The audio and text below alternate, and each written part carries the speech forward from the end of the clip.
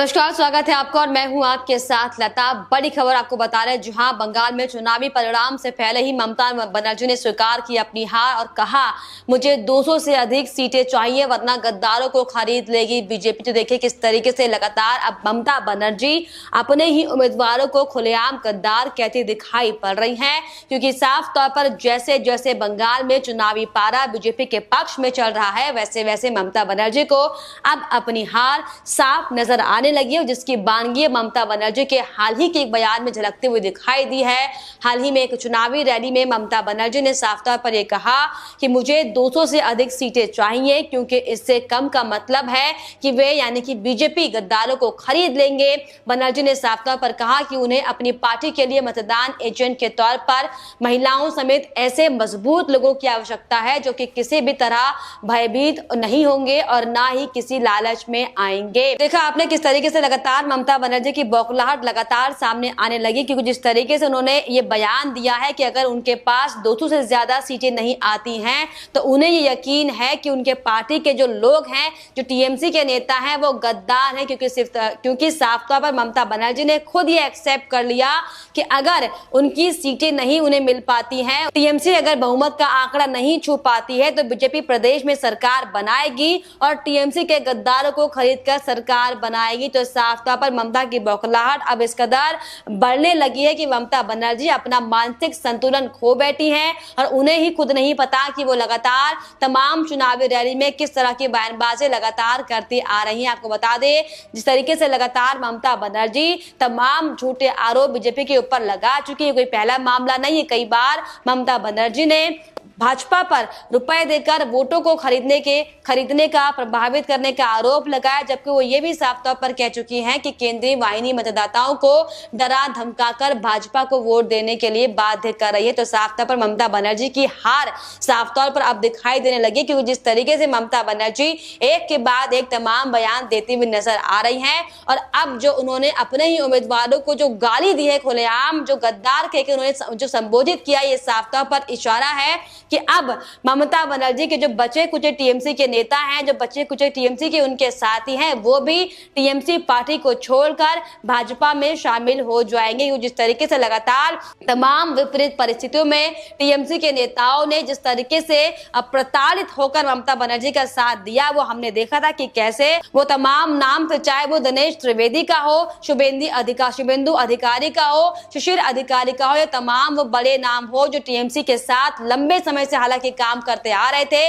लेकिन जिस तरीके से लगातार ममता बनर्जी ने पश्चिम बंगाल में अराजकता का माहौल बनाया हुआ था और कैसे घुसपैठियों को लगातार समर्थन देने का काम ममता बनर्जी कर रही थी और उन्हें रोकने के लिए उन तमाम लोगों ने ममता बनर्जी से कई बार बातचीत की थी, लेकिन ममता बनर्जी ने उनकी बात नहीं मानी, जिसका खामियाजा उन्हें इस कदर भुगतना पड़ा कि उन्हीं के वो तमाम चुनिंदा नाम जो कभी ममता बनर्जी के खास कहे जाते थे, उन्होंने टीएमसी का साथ छोड़कर बीजेपी का दामन थाम लिया। और यही बड़ी वजह है कि लगातार एक के बाद एक जो टीएमसी के बड़े वरिष्ठ नेता हैं, वो टीएमसी की गुंडागर्दी से परेशान होकर लगातार बीजेपी में जा रहे हैं। और एक बार फिर से जो ममता बनर्जी ने शर्मनाक बयान दिया है अपने ही सहयोगियों के खिलाफ, ये साफ तौर पर इशारा करता है कि अब की बार टीएमसी की हार तय है। और इसको लेकर आपको बताते चले कि जिस तरीके से विधानसभा चुनाव चल रहा है और दूसरे चरण की समाप्ति के बाद अब जो सोशल मीडिया पर लगातार ममता बनर्जी का वीडियो लगातार वायरल हो रहा है और इस वीडियो में ममता बनर्जी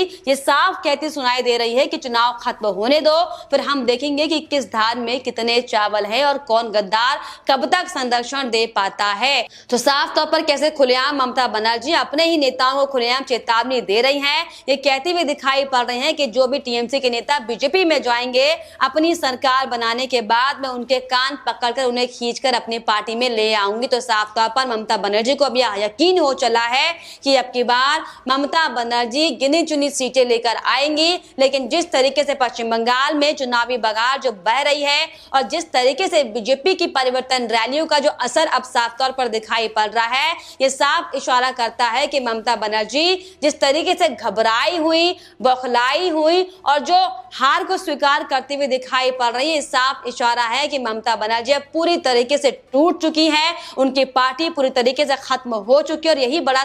संदेश अब वो एक बार फिर से देती हुई नजर आ रही हैं कि अगर 200 से ज्यादा सीट टीएमसी की नहीं आती है तो बीजेपी के लोग उनके गद्दारों को यानी कि ममता बनर्जी अपने ही समर्थकों को, अपने ही जो उनके साथी हैं, जो नेता हैं, उन्हें गद्दार कहते हुए यहाँ पर साफ तौर पर दिखाई पड़ रही। तो साफ तौर पर अब ममता बनर्जी का चुनाव से पहले, चुनाव के परिणामों से पहले असली चेहरा सबके सामने आ गया है, क्योंकि ममता बनर्जी अपने ही नेताओं की जब नहीं है तो वो क्या दूसरों की फिक्र करेंगी, क्या दूसरों की बातें सुनेंगी। आपको बताते चले लगातार ममता बनर्जी हालांकि अपनी हार को स्वीकार नहीं कर रही हैं और जिस तरीके से बौखलाहट उनकी बार बार दिखाई पड़ रही है, इसकी बानगी एक बार फिर से उनकी रैली के दौरान देखने को मिली, जहां पर ममता बनर्जी ने रैली के दौरान पीएम नरेंद्र मोदी पर हमला बोलते हुए कहा कि मैं प्रधानमंत्री नरेंद्र मोदी को ये बताना चाहती हूं कि पहले अपने गृह मंत्री को काबू कीजिए, इनके बाद हमें नियंत्रित करने की कोशिश कीजिएगा। हम आपकी पार्टी के सदस्य नहीं हैं जो आप हमें नियंत्रित कर लेंगे। उन्होंने कहा कि मैं आपकी पार्टी के सदस्य नहीं हूं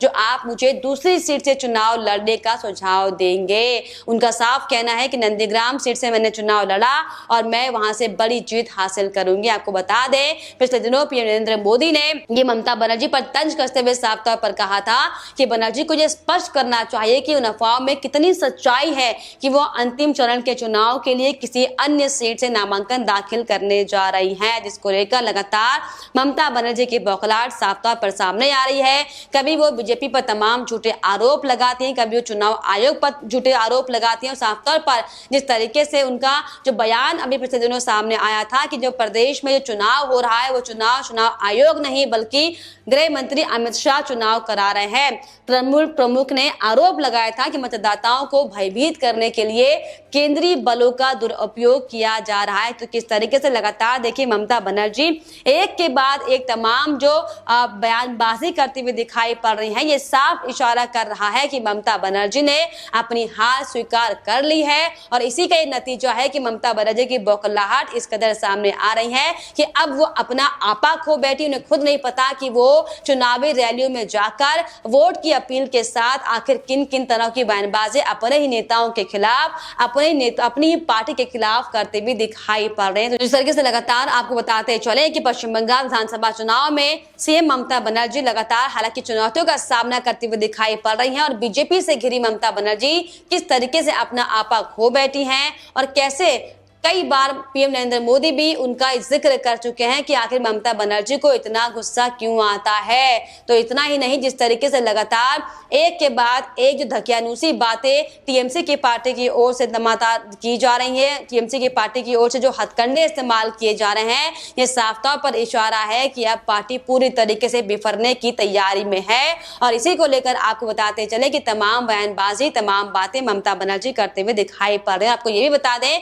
कि सिर्फ ममता बनर्जी ही नहीं, उनके पार्टी के जो अन्य लोग हैं कैसे खुलेआम बीजेपी के नेताओं को लगातार धमकी देते दिखाई पड़ रहे हैं। इसकी बानगी भी सोशल मीडिया पर जमकर वायरल होती दिखाई पड़ रही है। दरअसल आपको बताते चले कि टीएमसी नेता कौशानी मुखर्जी की बीजेपी समर्थकों को खुली धमकी सन्न कर देने वाली वीडियो में साफ तौर पर सामने आया, जिसमें वो साफ तौर पर कहती दिखाई पड़ रही है, यहाँ आओ और भाजपा हर किसी के घर में एक माँ और बहन है, तो मतदान करने से पहले ये सोच रहे। देखिए किस तरीके से लगातार टीएमसी के जो नेता हैं, जो टीएमसी के जो मुखिया हैं, कैसे गुंडागर्दी पर उतारू हो चले हैं, कैसे वोट बैंक का लालच इन्हें इस कदर इतना आपा, इतना उनका मानसिक संतुलन हिला रहा है कि वो लगातार सड़कों पर जाकर तरह तरह की बयानबाजी करते हुए दिखाई पड़ रहे हैं। आपको बता दें कि पश्चिम बंगाल में 8 चरणों में होने वाले मतदान के लिए 2 चरणों के उम्मीदवारों की चुनावी भाग्य हालांकि ईवीएम में कैद हो चुका है और अब तीसरे फेज के लिए 6 अप्रैल को वोट डाले जाएंगे। लेकिन